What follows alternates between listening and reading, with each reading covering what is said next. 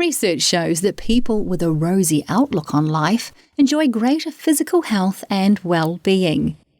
You're listening to the Eudaemonia podcast. I'm Kim Forrester, and today we're going to explore the awesome effects of optimism.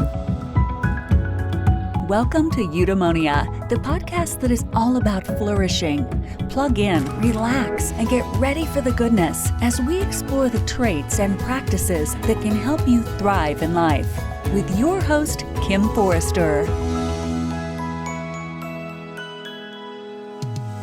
Irene OGarden is a distinguished American poet and author.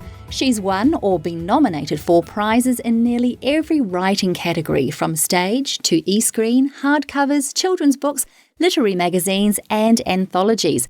Her latest book, released just this month, is Glad to be Human: Adventures in Optimism.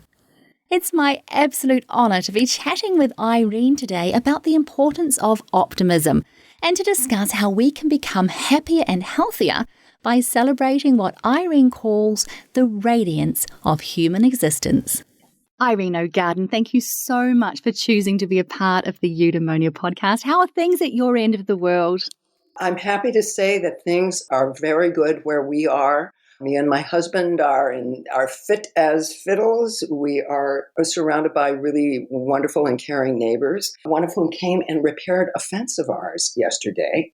And the community is being very supportive to one another. So it's a really good time to be a human. It is a very interesting time to be alive and a time for us to lean into and engage our optimism fully, I think, which is why I'm so excited about having you here today. Oh, thank you. I want to start our conversation with the first question that you actually ask in your brand new book. And that question, Irene, is why is it important to be glad to be human? Well, I think it's really interesting that we are probably the only species that questions gladness, that questions whether we should be glad or not. If you look at any brilliantly blooming plant, that doesn't even have a second thought about gladly and expressively being herself. And I feel very much that if cells weren't glad to be cells, they couldn't metabolize.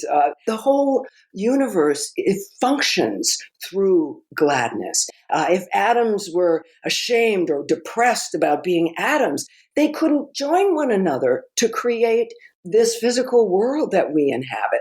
So I think it's just a matter of us getting in touch with that atomic, cellular, organic level that's already within us, within our bodies, to realize that we are part of the gladness of the universe.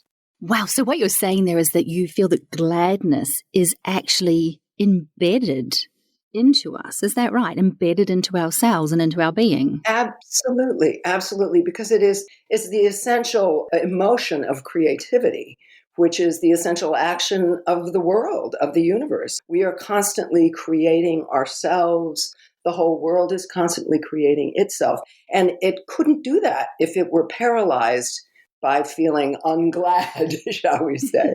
It's that thrust of gladness that keeps the world going. I find that really interesting, though, because I think many people would kind of say that they are not optimistic, for instance, because they are realistic. So in your experience, does reality stand in opposition to optimism? Well, this is interesting, and I can be totally wrong about this. I'm happy to be totally wrong about this. But early in my life, I came across the idea of creating a reality as opposed to being subjected to some kind of viewpoint of the world. And I simply took that as my working hypothesis that let's just say we can create our reality. If we could create our reality, what would we create? And so that when we say realistic, that's the derivation of the word reality, I think it goes back to what kind of a reality are we creating for ourselves by what we're choosing to focus on. And so I'm not saying that bad stuff does not happen in every human life, and that may be part of the reason that we're here, is to learn to handle such challenges. But I can say one thing, and that is no matter what it is in human life, it's both good and bad. For example, technology arose. It's both good and bad. No matter what it is, there are these two sides. However, I think that the more we gear to the side of what is positive, what is growth promoting, what is health promoting, the more we can promote health ourselves, among ourselves, the more power we have as individuals to create life and to live life to the fullest. So people often will say, oh, well, I don't know, that's not realistic. But actually, I believe it is the most realistic and practical way to look at life, because all we do is incapacitate ourselves by looking at life as if it were just one horrible thing after another. I'm not saying you can't build a case for that. I'm just saying I don't see the purpose in building that case, because that means I am not able to serve, to play, to create, to do these verbs that we are meant to do as human beings.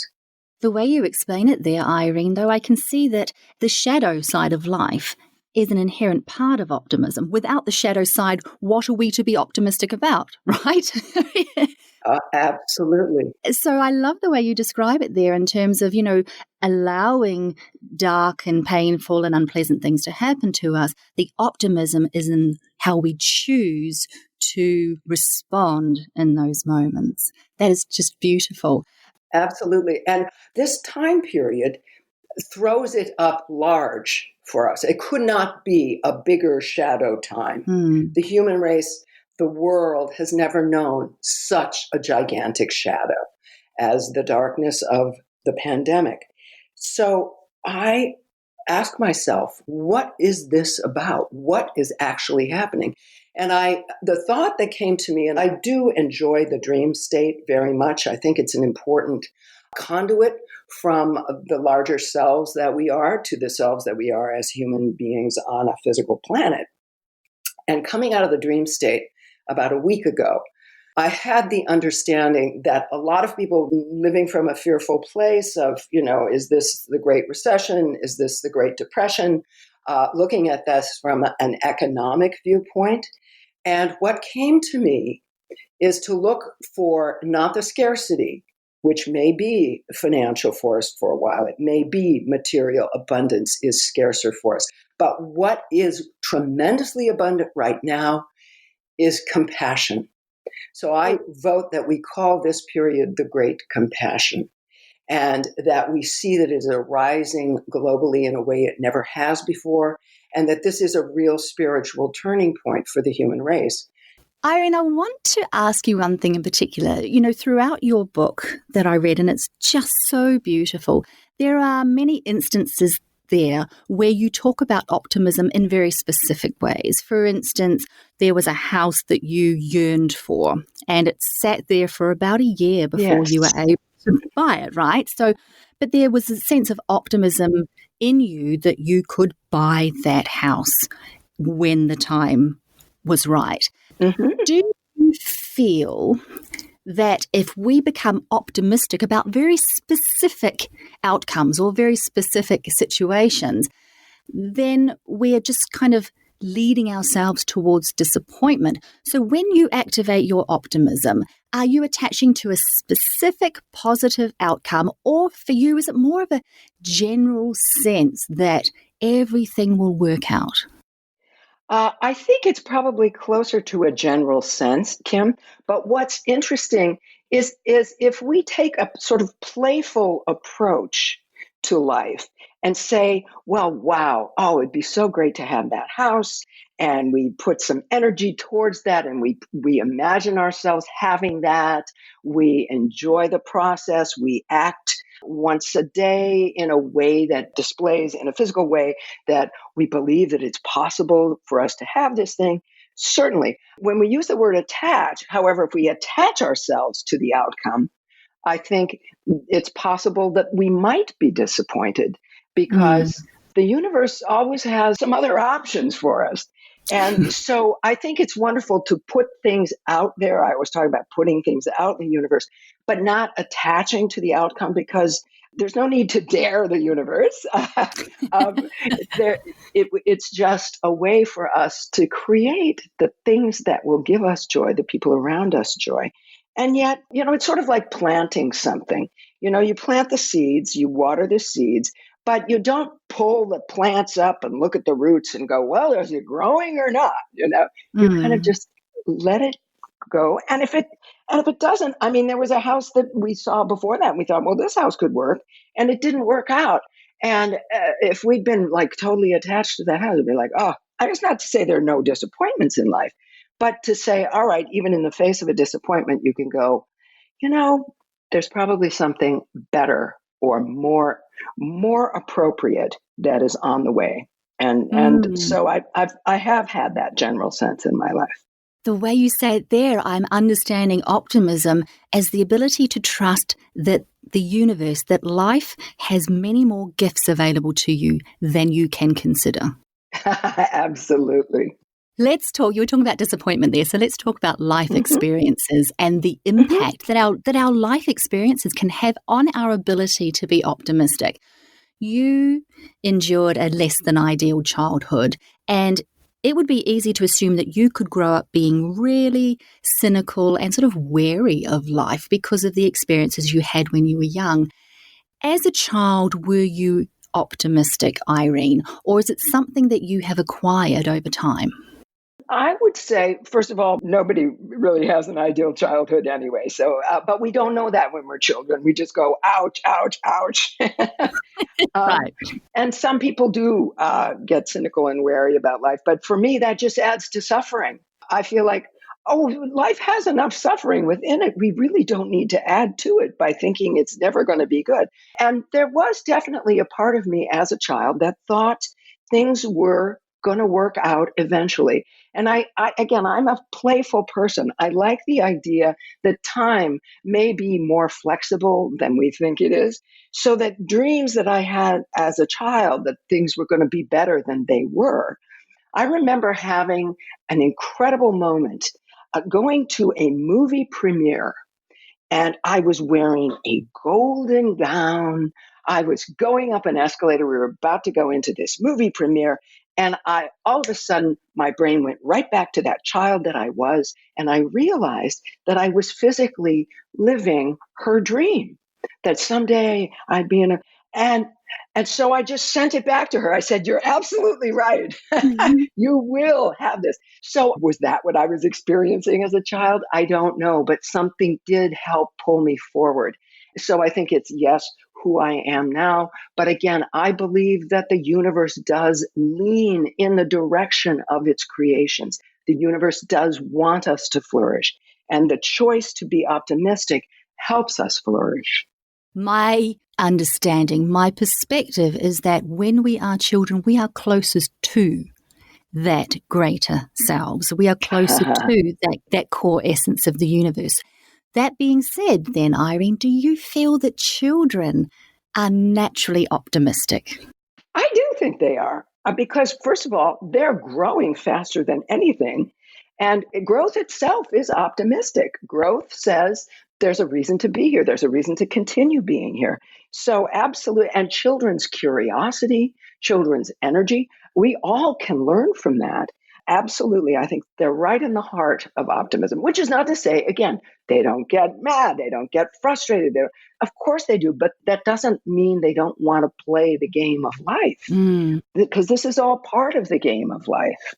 So it strikes me that if we all sort of begin inherently optimistic, then there are probably outside factors that either enhance or undermine our optimism as we grow older. And I'd love to just run through a few of those factors and get your perspective on this. Sure. First of all, tenderness. I was taken by the tenderness with which you write about the world. What role do you feel that tenderness, so towards ourselves, towards others, towards the world itself, plays in being more optimistic? Oh, Kim, I love this question. And thank you for talking about that tenderness. I think tenderness arises because we've all hurt. We have all hurt. So we know to treat things with tenderness, to try not to hurt them, to try and comfort them. And I think the tenderness towards ourselves is very basic and very important. And it is the place we start. We have to start with tenderness and forgiveness toward ourselves for not being some perfect image that we have. And that tenderness towards ourselves flows immediately outward towards others, towards the world, because we need to regard the world with as much regard as we have for ourselves. And I think as we do that, as we create a tenderer world for the people around us, and that's critical because that goes into the person's reality. Oh, the world is a tenderer place than I thought. The world is a more optimistic place than I thought. And then they can go to share that, and it all becomes, I'm gesturing with my hands, it builds, it snowballs, it increases the optimism and tenderness in the world because people feel they can trust one another more. Optimism is based on trust of the universe, trust of ourselves, trust of the people around us. And we can build that again and again in each of our interactions. That trust that you talk about there, it sort of leans into some form of faith in the way you describe it there. Do you think that optimism only truly can be claimed, only truly can be understood by people who have some form of faith or intention or belief? I think that's a limiting idea because some people will say, faith is not for me or it's too structured in a way. Intention, I'm a strong believer in intention and I'm a strong believer in belief. But if you're coming from a basis of going, well, I don't know that the universe is all that great anyway, I say that you don't have to have faith. You don't have to have intention. You don't have to have belief. If you have a body, you have the basis for optimism because all of this stuff is functioning so beautifully without your lifting a finger. We're part of a much larger continuum of energy. So if you just want to start there and say, well, all right, I don't have any belief, but I do have a body and the body is functioning and my breath is coming in and out of my body and my body knows what it's doing. You can start there with optimism and go, well, it still wants to be here. And that can then perhaps evolve into an intention, or it can evolve into a belief, or it can evolve into a faith. But I think as long as we reconnect with even our physical selves, that will remind us of the optimism in life itself. That makes absolute sense, your answer there, because earlier on you were saying how optimism arises from that atomic part of us. And when I think about it, things like belief and faith and intention, they are all actually mental constructs. They are part of the brain. They're part of our ego self, our physical self, if you will. So in your answer there, you take us back down beyond our individual selves and you're taking us deeper down into this sense of expansiveness, which I love. You're saying that is where optimism resides and it's obviously where it springs from. Absolutely. Let's talk about creativity because you've mentioned the word play and playfulness an awful lot already in this conversation. And for me, creativity and play are two remarkably interconnected words. You're obviously a very creative person, Irene. Do you feel that creativity, in the sense that creativity is about playing with infinite possibility, do you feel that the creative space is therefore one where we can best explore our optimism? Oh, absolutely. And we all are creative. It's our nature. It's our nature as human beings, as physical beings. We're all creative.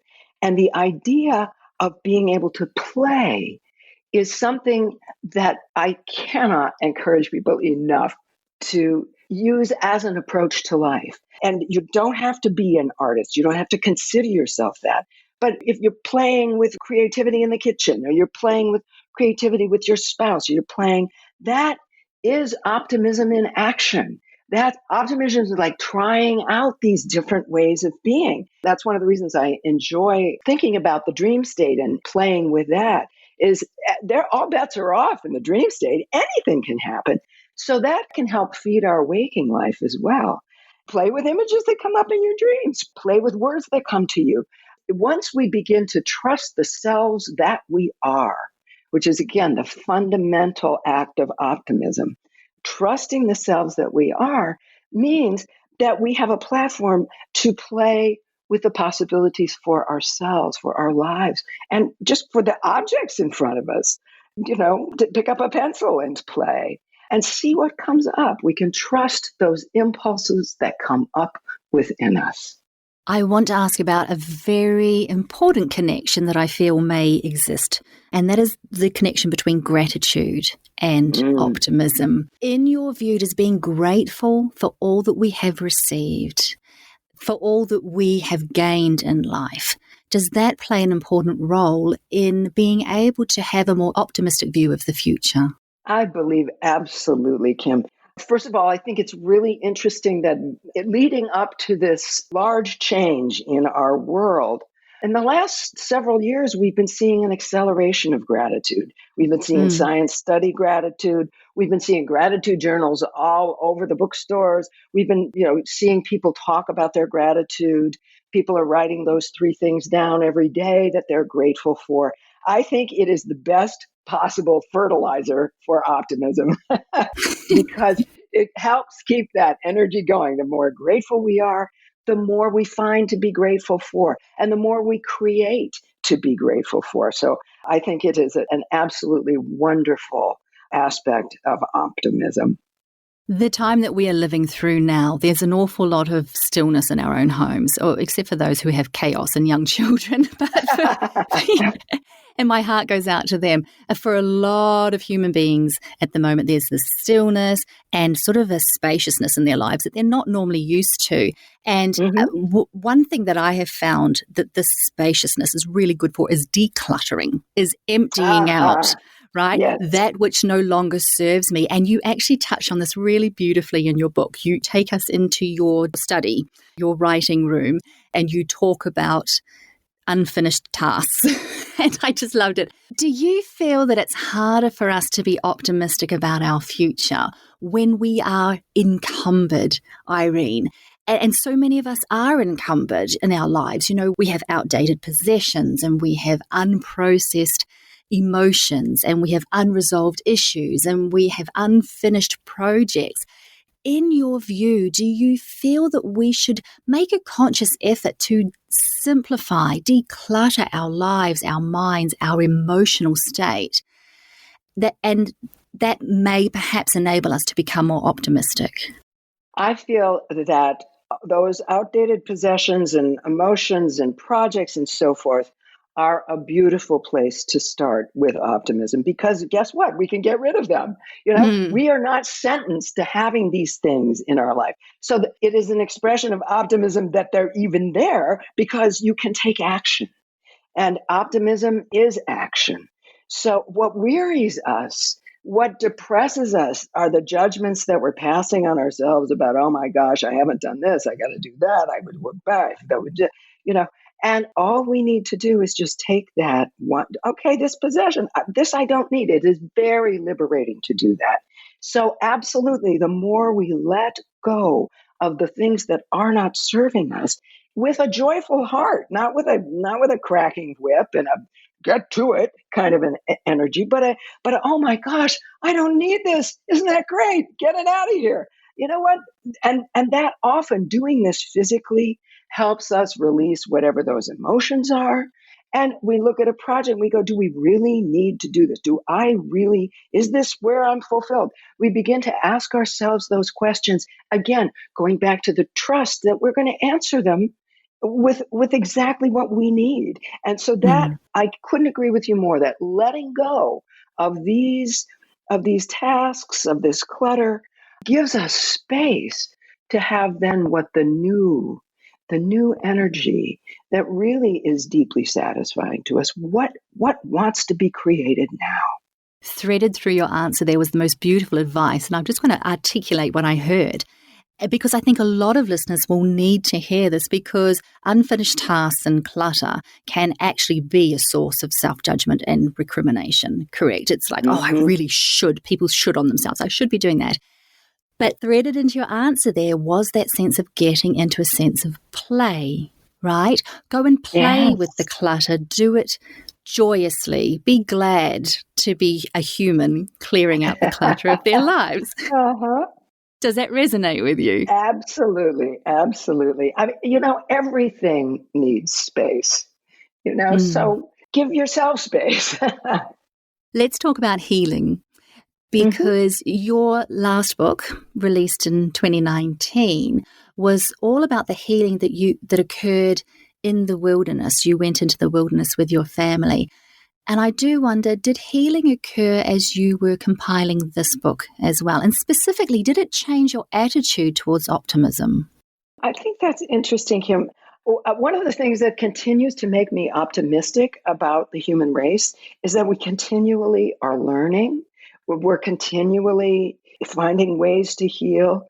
And so while I wasn't expecting quite the healing that occurred in the wilderness, it came through loud and clear, and it was possible for me to write about that.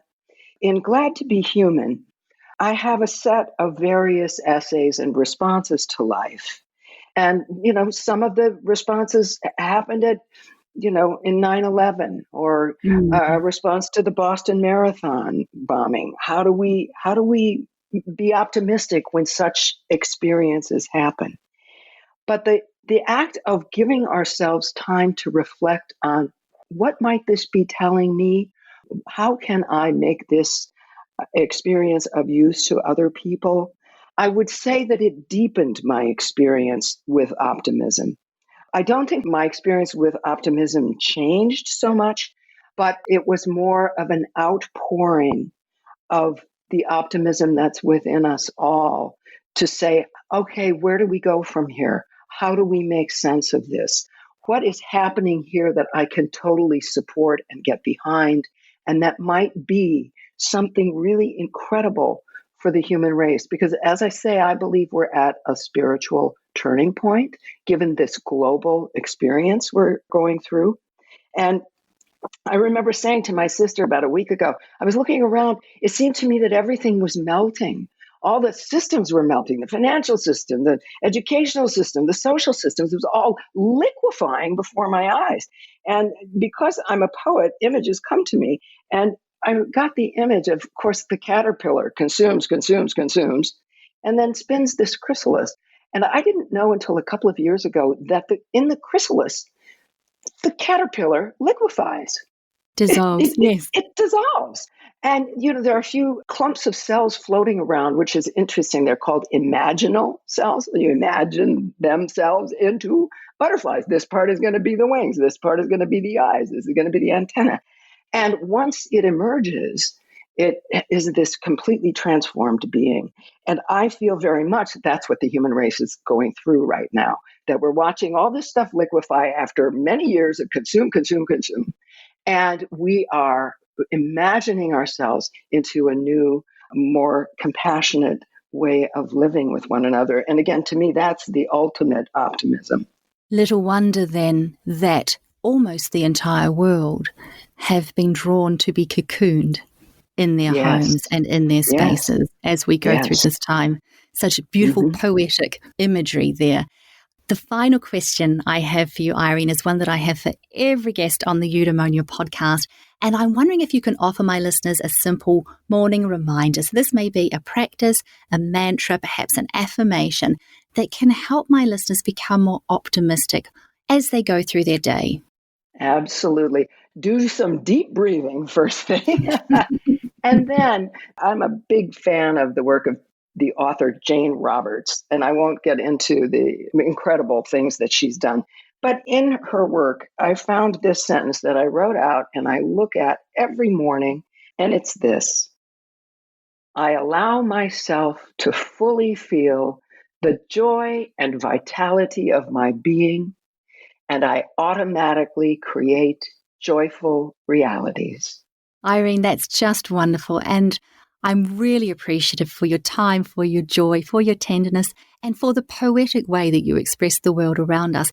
If people want to find out more about you and get a hold of this delicious book that you've brought into the world, where can people find you? They can find me on Facebook, Irene OGarden, poet and author. Please visit my website, ireneogarden.com.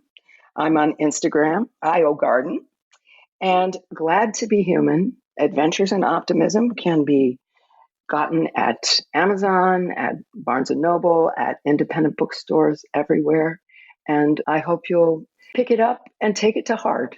I certainly enjoyed traveling through the pages, Irene. So thank you very much for all you have gifted to this world. And thank you for being here today on the Eudaemonia podcast. Thank you so much, Kim. It was a wonderful experience to speak with you. The great Lucille Ball once said, "One of the things I learned the hard way was that it doesn't pay to get discouraged. Keeping busy and making optimism a way of life can restore your faith in yourself." You've been listening to the Eudaemonia podcast. If you'd like to learn more about how to live a truly flourishing life, please subscribe and check out eudaemoniapod.com for more inspiring episodes. I'm Kim Forrester. Until next time, be well, be kind to yourself, and gift yourself an optimistic outlook.